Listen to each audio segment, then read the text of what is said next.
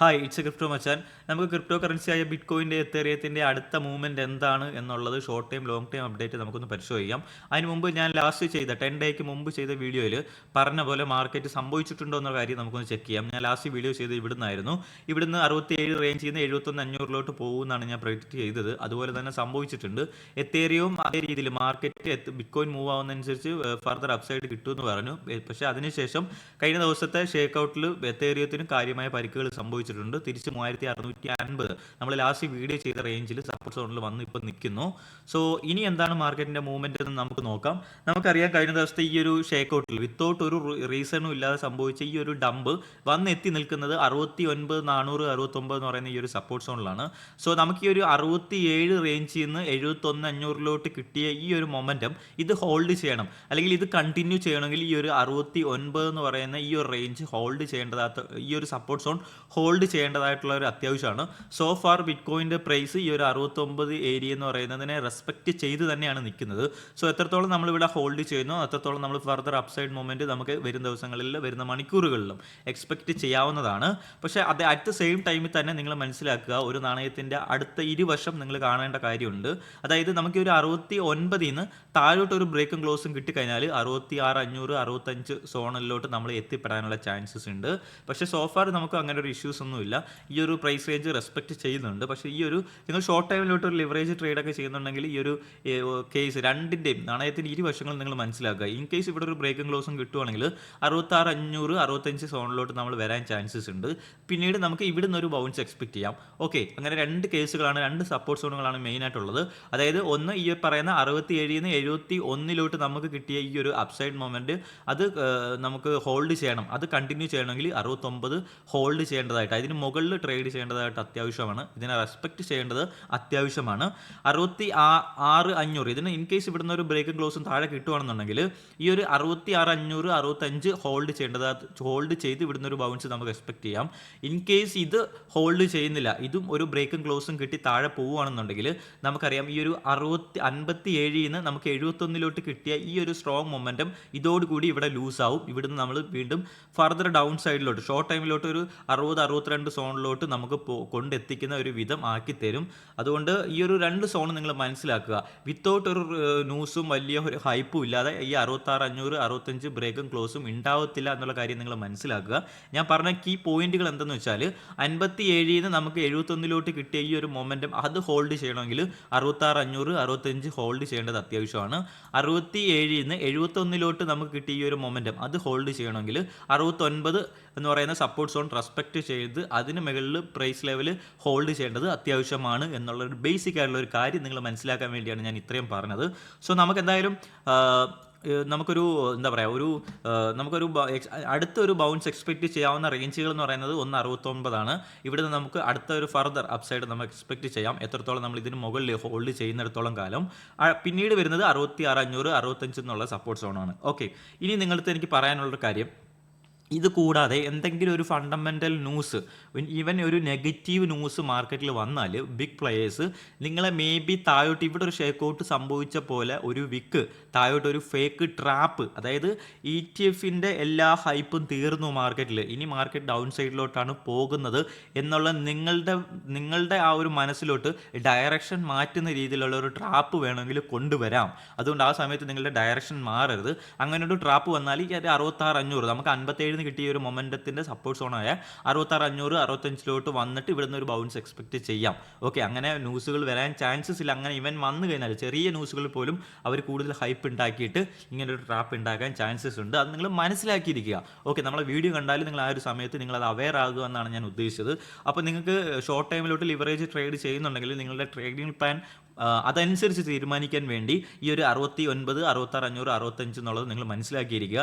അതുപോലെ തന്നെ നിങ്ങൾക്ക് എന്തെങ്കിലും ട്രേഡ് ഓപ്പൺ ചെയ്യണം, നിങ്ങൾക്ക് ബിറ്റ് കോയിൻ വാങ്ങിക്കണം എന്നുണ്ടെങ്കിൽ ഈ ഒരു 66,500 65 മാർക്കറ്റ് നിങ്ങൾക്ക് ഒരു ഓപ്പർച്യൂണിറ്റി തരുവാണെന്നുണ്ടെങ്കിൽ നിങ്ങൾക്ക് ഇപ്പോൾ ഒരു ഓർഡർ പ്ലേസ് ചെയ്യാം. ഭാഗ്യമുണ്ടെങ്കിൽ നിങ്ങൾക്ക് കിട്ടും. ഓക്കെ, ഇവൻ അങ്ങനെ ഒരു ന്യൂസ് വന്നു കഴിഞ്ഞാൽ. ഓക്കെ, ഇതാണ് മാർക്കറ്റിലെ ഓവറോൾ ഷോർട്ട് ടൈമിലോട്ടുള്ള അപ്ഡേറ്റ് എന്ന് പറയുന്നത്. ഇനി നമുക്ക് ഡെയിലി ചാർട്ടിലെ ഒരു ലോങ് ടൈം വിഷൻ എന്താണെന്ന് നോക്കാം. നമുക്കറിയാം കഴിഞ്ഞ വീഡിയോയിൽ കഴിഞ്ഞ വീഡിയോ 10 ദിവസം മുമ്പുള്ള വീഡിയോയിൽ ഞാൻ സംസാരിച്ച പോലെ നമ്മൾ ഈ ഒരു റേഞ്ചിൽ നിന്ന് 57 ഉള്ള സമയത്ത് ഞാൻ ചെയ്ത വീഡിയോയിൽ ഞാൻ പറഞ്ഞായിരുന്നു നമുക്ക് ഇനി വരും ദിവസങ്ങളിൽ നമുക്ക് കൂടുതൽ ഈ ഒരു പഴയ നമ്മുടെ റെസിസ്റ്റൻസ് സോണിൻ്റെ നിയറസ്റ്റ് പോയിന്റിലായിരിക്കും മാർക്കറ്റ് ട്രേഡ് ചെയ്യുന്നതെന്ന് ഞാൻ പറഞ്ഞായിരുന്നു. അതുപോലെ തന്നെയാണ് ഇപ്പോൾ സംഭവിക്കുന്നത്. അപ്പോൾ എനിക്ക് ഡെയിലി ചാർട്ടിൽ നിങ്ങളോട് പറയാനുള്ളത്, നമുക്കറിയാം ഇവിടെ കൂടുതൽ തവണ മൾട്ടിപ്പിൾ ടൈം ഈ ഒരു റെസിസ്റ്റൻസ് സോൺ കഴിഞ്ഞ 3-4 മാസങ്ങളായിട്ട് നമുക്ക് കണ്ടുകൊണ്ടിരിക്കുന്ന ഈ ഒരു വലിയ സൈഡ് വേയിൽ, ഓക്കെ, ഈ ഒരു വലിയ സൈഡ് വേയിൽ മൾട്ടിപ്പിൾ ടൈം ഈ ഒരു സൈഡ് വേയിലെ റെസിസ്റ്റൻസ് ഏരിയയിൽ വന്ന് മാർക്കറ്റ് ടാപ്പ് ചെയ്യുന്നതായിട്ട് നിങ്ങൾക്ക് കാണാൻ സാധിക്കും. എൻ്റെ വീഡിയോ ഫോളോ ചെയ്യുന്നവർക്ക് അറിയാവുന്ന കാര്യമാണ്. നമ്മൾ മൾട്ടിപ്പിൾ ടൈം എത്രത്തോളം ഈ ഒരു റെസിസ്റ്റൻസ് സോണിൽ ടാപ്പ് ചെയ്യുന്നോ അത്രത്തോളം ഈ ഒരു റെസിസ്റ്റൻസ് സോൺ വീക്ക് ആവുകയും ഇവിടുന്ന് ഒരു ഈസി ആയിട്ട് ഒരു ബ്രേക്കും ക്ലോസും സംഭവിക്കുകയും വോളിയം വരാനുള്ള ചാൻസസ് കൂടുതലാണ്. സോ മൾട്ടിപ്പിൾ ടൈം ഇപ്പം എഗെയിൻ ബിറ്റ്കോയിൻ ഇവിടുന്ന് ടാപ്പ് ചെയ്തിട്ടുണ്ട്. സോ ഇത് ഈ ഒരു റെസിസ്റ്റൻസ് സോൺ വീക്ക് ആവാനുള്ള ചാൻസസ് ഓരോ തവണ അത് വർദ്ധിപ്പിക്കുകയാണ്. സോ നമുക്ക് ഇൻ കേസ് അതുകൊണ്ട് ഈ ഒരു നിയറസ്റ്റ് പോയിന്റിൽ, ഈ ഒരു റെസിസ്റ്റൻസ് ഏരിയയുടെ നിയറസ്റ്റ് ഏരിയയിൽ ബിറ്റ്കോയിൻ ട്രേഡ് ചെയ്യുന്നത് അടുത്ത ഒരു മെഗാ ഫേസിലോട്ട്, ഒരു ബുൾ മാർക്കറ്റിലോട്ട് കടക്കാൻ നമ്മളെ ഈസി ആയിട്ട് സഹായിക്കും എന്നുള്ളൊരു ഡെയിലി ചാർട്ടിൽ ഒരു മെയിൻ ആയിട്ടുള്ള ഒരു കീ പോയിന്റ് നിങ്ങൾ മനസ്സിലാക്കുക.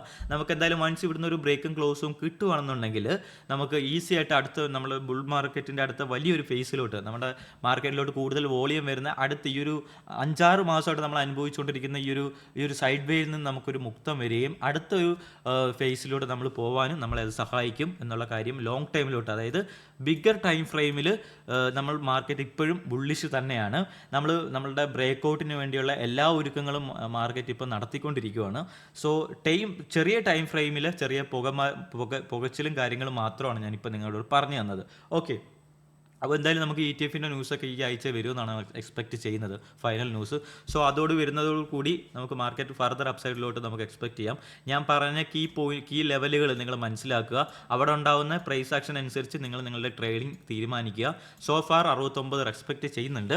അപ്പം അടുത്ത അപ്ഡേറ്റുമായിട്ട് കാണാം. അടുത്തൊരു വീഡിയോ നമുക്ക് അൾട്ട് കോയിൻ്റെ, ഞാൻ ഹോൾഡ് ചെയ്യുന്ന അൾട്ട് കോയിൻ്റെ ചില അപ്ഡേറ്റും കാര്യങ്ങളും ഞാൻ നിങ്ങളുടെ അടുത്ത് പറയാം. പക്ഷേ നിങ്ങൾ ഒരു കാര്യം മനസ്സിലാക്കുക, അടുത്തൊരു മാർക്കറ്റ്, നമ്മളുടെ ബുൾ മാർക്കറ്റ് സ്റ്റാർട്ട് ചെയ്യുന്നതിന് മുമ്പ് നിങ്ങളുടെ ഓരോ ട്രേഡിങ്ങും നിങ്ങളുടെ ബിറ്റ്കോയിൻ ഹോൾഡ് വലുതാക്കാനുള്ള ഓപ്പർച്യൂണിറ്റി ആയിട്ട് മാത്രം ട്രേഡിനെ കാണുക. അല്ലാതെ കൂടുതൽ മെം ടോക്കണുകളും കുറേ അൾട്ട് കോയിനുകളും കുറേ ക്രിപ്റ്റോ കറൻസി അല്ലാത്ത ബിറ്റ്കോയിൻ അല്ലാത്ത കുറേ ക്രിപ്റ്റോ പ്രോജക്റ്റുകൾ ഹോൾഡ് ചെയ്യാനുള്ള ഒരു ക്രിപ്റ്റോ ജേണി ആകരുത് ഈ ഒരു ബുൾ മാർക്കറ്റ്. മാക്സിമം ക്രിപ്റ്റോയിലെ ഈ ഒരു ബുൾ മാർക്കറ്റ് സ്റ്റാർട്ട് ചെയ്യുന്നതിന് മുമ്പ് ബിറ്റ്കോയിൻ്റെ അളവ് കൂട്ടാനുള്ള ഒരു USDT പ്രിൻറ്റിംഗ് ഓപ്ഷൻ മാത്രമാവണം നിങ്ങളുടെ ട്രേഡിംഗ് എന്ന് പറയുന്നത്. അതുകൊണ്ട് മാക്സിമം ബിറ്റ്കോയിൻ ഒപ്പം നിങ്ങൾക്ക് എത്തേറിയം അക്യുമുലേറ്റ് ചെയ്യാം.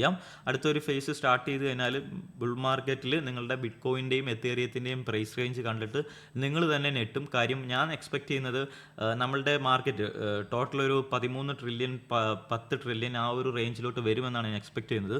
സോ നിങ്ങൾ അതിന് മുമ്പായിട്ട് മാക്സിമം നിങ്ങളെ കൊണ്ട് പറ്റുന്ന രീതിയിൽ ബിറ്റ്കോയിനും എത്തേറിയവും അക്യുമുലേറ്റ് ചെയ്യുക. ബിറ്റ്കോയിന് പ്രയോറിറ്റി കൊടുക്കുക, സെക്കൻഡ് പ്രയോറിറ്റി മാത്രം എത്തേറിയത്തിന് കൊടുക്കുക. ഓക്കെ, അതിനുശേഷം മാർക്കറ്റിലോട്ട് നല്ല രീതിയിൽ ബുൾ മാർക്കറ്റ് ബിറ്റ്കോയിനിൽ വന്നതിന് ശേഷം മാത്രം ആ ഒരു സമയത്ത് അൾട്ട് കോയിൻ ചീപ്പാവുന്ന സമയത്ത് നിങ്ങൾക്ക് അൾട്ട് കോയിനിലോട്ട് ഫോക്കസ് ചെയ്യാം.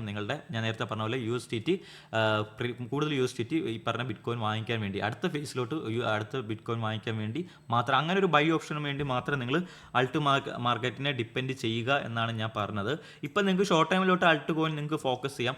എനിക്ക് തോന്നുന്നു ഓൾമോസ്റ്റ് എല്ലാ അൾട്ട് കോയിനും, ഞാൻ ചാർട്ട് എടുത്ത് വെച്ചിട്ടില്ല, ഓൾമോസ്റ്റ് എല്ലാ അൾട്ട് കോയിനും നല്ല രീതിയിൽ ഡംപ് ആയിട്ടുണ്ട്. നിങ്ങൾക്ക് നല്ല പ്രൊജക്റ്റുകളിൽ ഇൻവെസ്റ്റ് ചെയ്യാം ഷോർട്ട് ടൈമിലോട്ട്. പക്ഷേ ഈ ഒരു സൈഡ് വേ ബ്രേക്ക് കഴിഞ്ഞാൽ നിങ്ങൾ പെയ്യെ അൾട്ടിൽ പ്രോഫിറ്റ് ബുക്ക് ചെയ്ത് ഇറങ്ങുക. കാര്യം ബാക്കി വരുന്ന സമയങ്ങളിൽ ഫണ്ടെല്ലാം നമ്മളുടെ ബിറ്റ്കോയിനിലോട്ടായിരിക്കും പിന്നീട് പോകുന്നത്.